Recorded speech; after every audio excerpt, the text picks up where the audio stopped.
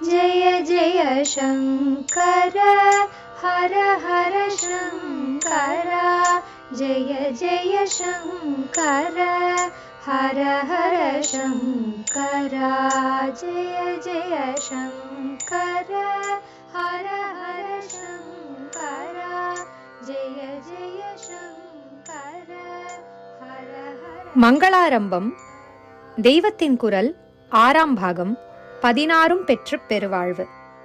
மாமாத்திரப் பரஞ்சோதி. மகாமாத்திரர் என்பது தமிழில் மாமாத்திரர் என்று ஆயிற்று. வைதிகத் தொழிலை விட்டு வைத்திய தொழிலுக்கும் போர் தொழிலுக்கும் போய்விட்ட பிராமணர்களை ஜாதி பிராமணர்களில் இருந்து வேறுபடுத்தி மகாமாத்திரர்கள் என்று வைத்ததற்கு நிறைய ஆதாரம் இருக்கிறது. ராஜீய விஷயங்களில் அவர்கள் ரொம்பவும் உசந்த ஸ்தானம் வகித்து இன்னின்னவற்றில் பெரிய அளவு, அதாவது பெரிய பங்கு பெற்றிருந்ததால் தான் மகாமாத்திரர் என்று பேர் என்று ஸ்லோகம் இருக்கிறது. மகா பெரிய, மாத்ரா அளவு. என்னென்னவற்றில்? மந்த்ரே கர்மணி பூஷாயாம் வித்தே மானே பரிச்சதே மாத்ராச்ச மகதி ஏஷாம் மகாமாத்ராஸ்து தே ஸ்மிருதாக. மந்த்ரே என்றால் இந்த இடத்தில் மந்திர சாஸ்திரத்தில் என்றில்லாமல் ராஜாவின் மந்திராலோசனையில் என்று அர்த்தம் செய்து கொள்வதே பொருத்தம். மகாமாத்திரருக்கு மந்திராலோசனையில் பெரிய பங்கு உண்டு. அப்புறம் கர்மணி, ராஜகாரியங்களிலெல்லாம் அவருக்கு நிறைய பங்கு உண்டு. பூஷாயாம், பூஷணங்கள், அவருடைய ஆபரணங்களும் ராஜரீக தடபுடலோடு இருக்கும். வித்தே, செல்வத்திலும் பெரிய அளவு பெற்றவர். மானே, மரியாதை, ராஜாவுக்கு அடுத்தாற்போல் குடிப்படைகளின் மரியாதைகளை பெறுபவர். பரிச்சதே, பரிவாரம், ராஜாவுக்கு பரிவாரம் இருக்கிறார் போல இவருக்கும் உண்டு. பரிச்சதே என்பதற்கு வஸ்திரங்கள் என்று அர்த்தம். உயர்ந்த ரக உடுப்பு மகாமாத்திரர்களுக்கு உண்டு என்று அர்த்தம். மந்திராலோசனை, ராஜீய காரியங்கள், ஆபரணங்கள், செல்வம், மரியாதை, பரிவாரம் எல்லாவற்றிலும். மாத்ராச்ச மகதி ஏஷாம், எவர்களுடைய அளவு மகத்தானதாக இருக்கிறதோ, மேலே சொன்னவற்றில் எல்லாம் எவர்கள் ஹை லெவலில் இருக்கிறார்களோ, மகாமாத்ராஸ்து தே ஸ்மிருதாக, அவர்கள் மகாமாத்திரர்கள் என்று கருதப்படுகிறார்கள். இங்கே சொல்லியுள்ள சமாச்சாரங்கள் அந்த கால செட்டப்பில் வேளாளர்களுக்கு பொருந்துவதற்கில்லை. சம்ஸ்கிருத அகராதிகளில் முதல் ஸ்தானம் பெற்றுள்ள அமரத்தில் மகாமாத்திரர்களை சொல்லி இருக்கிறது.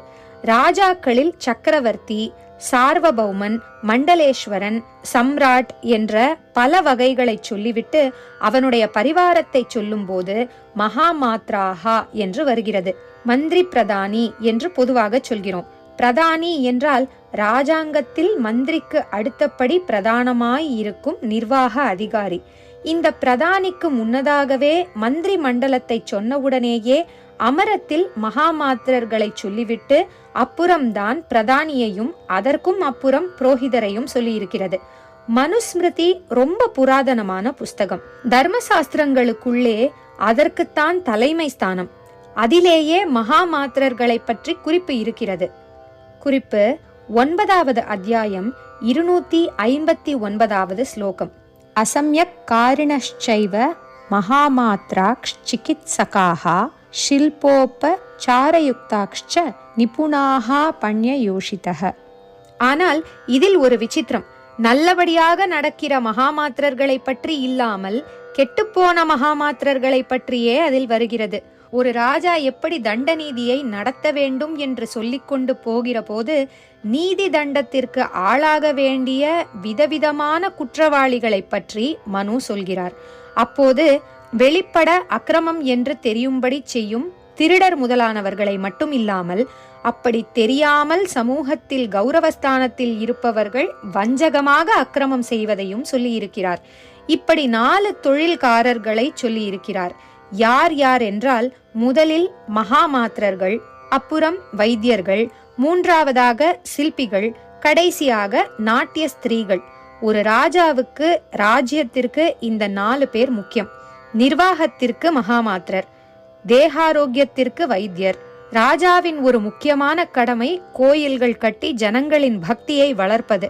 அதற்கு அவசியமானவர் சிற்பி. அந்த கோவிலில் சுவாமி சமர்ப்பணத்திற்கு பூஜோபசாரமாக நாட்டியமாடுவதற்காக தேவதாசிகள், ராஜ சதசிலும் பொழுதுபோக்கு நாட்டியம் ஆடுவதற்கு அவர்கள் வேண்டும். தங்கள் பொசிஷனை துஷ்பிரயோகம் பண்ணக்கூடிய இந்த 4 விதமான குற்றவாளிகளை மனு சொல்லி இவர்களை தேசத்திற்கு முள்ளாக, அதாவது லோக கண்டக என்று இருக்கிறது. கண்டக என்றால் முள், அப்படி ராஜா கருதி தண்டிக்கணும் என்கிறார். இங்கே நிர்வாக இலாகாவின் முக்கியமான அதிகாரிகளுக்கு பிரதிநிதியாக அவர் மகாமாத்திரர்களையே சொல்லி இருப்பதால் அவர்களுடைய ஸ்தான விசேஷம் தெரிகிறது. பிராமணர்களின் உயர்ந்த வைதிகாச்சாரங்களை விட்டுவிட்டவர்கள் என்றாலும் வைத்திய சேவையோ இராணுவ சேவையோ எதுவானாலும் தாங்கள் எடுத்துக்கொண்டதை திறம்பட ஆற்றியதாலேயே அவர்களுக்கு மகாமாத்திரர் என்ற பெயர் உண்டாயிருக்கிறது. மாத்திரர் என்றால் அளவுகோலாக இருப்பவர்கள்.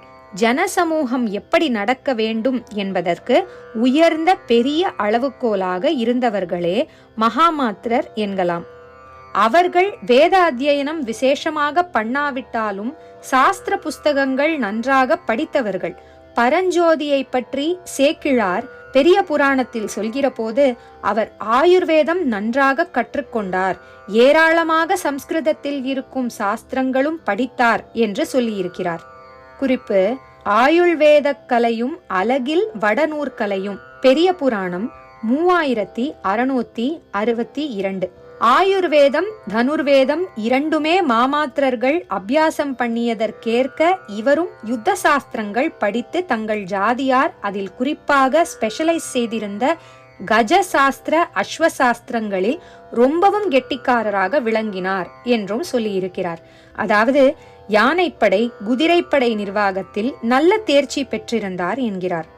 குறிப்பு: தூய படை கலத்தொழிலும் துறை நிரம்ப பயின்றவற்றார் பாயுமத குஞ்சரமும் பரியுமுகைக்கும் பண்பு மேயத்தொழில் விஞ்சையினுமேதியின் மேலானார். மேற்படி. திருஞான சம்பந்தர் திருச்செங்காட்டாங்குடிக்கு வந்தபோது பரஞ்சோதிக்கு அந்த பெயர் போய் அவர் சிறு தொண்டர் என்ற நாயனாராகிவிட்டார். நாயன்மாரில் ரொம்ப பேர் கிரகஸ்தர்களாக இருந்த மாதிரி இவரும் கிரகஸ்தராகத்தான் இருந்தார். இவர் அந்த தெய்வ குழந்தையை தம்முடைய கிரகத்துக்கு எழுந்தருள பண்ணியதை சேக்கிழார் வர்ணிக்கும் போது தம்முடைய பூணூல் போட்டு கொண்டுள்ள மார்பில் ஞானசம்பந்தருடைய பாதங்களை பதித்து கொண்டார் என்று ஸ்பஷ்டமாக சொல்லியிருக்கிறார். அதனால் அவர் நிச்சயம் வேளாளராக இருந்திருக்க முடியாது. குறிப்பு: முன்னூல் சேர் பொன்மார்பிற் சிறுத்தொண்டர் புகலிகாவலனார்த்தம் நன்னாமச் சேவடிகள் போற்றி செய்து நலஞ்சிறந்தார். பெரிய புராணம் 3682. மாமாத்திர பரஞ்சோதி நாளை தொடரும். ஜெய ஜெயசங்கர, ஹரஹர சங்கர, மகா பெரியவா சரணம். ஜெய ஜெய சங்கர, ஹர ஹர சங்கர, ஜெய ஜெய சங்கர, ஹர ஹர சங்கர, ஜெய ஜெய சங்கர.